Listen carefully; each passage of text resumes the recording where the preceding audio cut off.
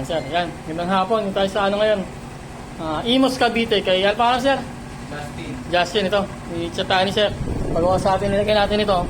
Senlo X1 na GT, 70 watts ito kung PIA original. Yan, yun siya nakalagay. Ayun, bulky yung mga lens niyan. Okay sir, patry ako ng low natin. Yung low niya, dilaw. Ayun.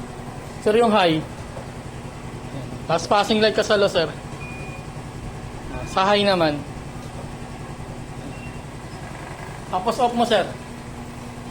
Passing light ka. Ayun. Ayun siya. Tapos busina sir, stock muna.